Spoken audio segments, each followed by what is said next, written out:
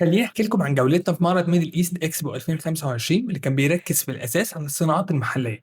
المعرض من بره كان فيه حاجات كتير زي الاتوبيسات الكهربائيه لشركه النصر وعربيات ام جي اللي هتبقى موجوده في التاكسي الذكي. كان موجود كمان القطار السريع اللي عاملاها شركه سيمنز الالمانيه في مصر، وموجود قطار المحافظات الجديد. موجود كمان تشكيله متنوعه من المراكب واليخوت. وبمناسبه ان بي او دي نازله مصر قريب، قلنا نعمل كابوس اليو 8، الاتوبيس العائم، اتوبيس بيمشي على الارض وبيعوم في الميه، حاجه كده بر مائي. كان في كمان السوبر جيتس المصنعين محليا، والمترو الجديد اللي هيخدم في العاصمه الاداريه. جوه القاعات بقى كان مقسوم على صالتين، احنا هنركز على الصاله اللي تخصنا، صاله 4 واللي كان فيها العربيات.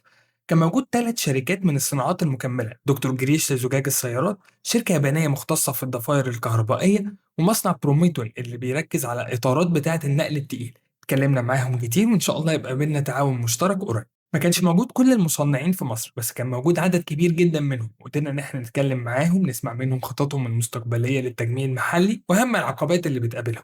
وتعالى بسرعه كده استعرض معاك اهم العربيات اللي كانت موجوده في المعرض واللي بالمناسبه تقدر تشتريها وانت هناك.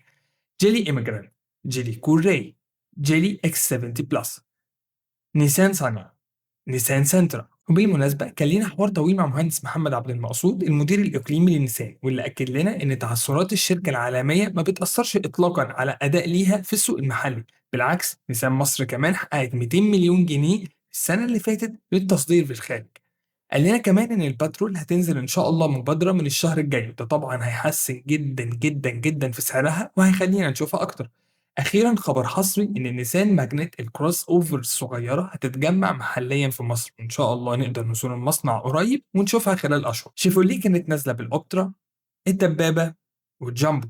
بروتون نزلت بالساجا وكانت منزلين منها لونين. اكسيد نزلت بالعربيتين اللي ليهم حاليا الفي اكس والار اكس، ومن كلامنا معاهم في ان شاء الله موديلات ريف هتنزل قريب جدا الشهر ده. مجموعة سيلانتس كانت موجودة بالجيب شروكي ال والستروين الفور اكس، واللي قلنا لكم واحنا في المعرض ان سعرها محتاج يتحسن شوية. الحمد لله النهارده حصل تخفيض على سعرها. أخيرا الصافي النصر أوتوموتيف كانوا جايبين 3 عربيات داخل المعرض، كلهم غير مجمعين أو مصنعين محليا، هما الميج، الفويا فري، والبوكس. من كلامنا معاهم عرفنا إن شاء الله الميج الكهربائية بالكامل هيتم تجميعها محليا في مصنع النصر، وممكن إن احنا نشوفها قريبا. خلص اليوم الجميل بندوة شارك فيها وزير المالية ومدير مصلحة الجمارك المصرية عن تحديات التجميع والتصنيع المحلي. نشوفكم في ايفنت جديد، وسلام.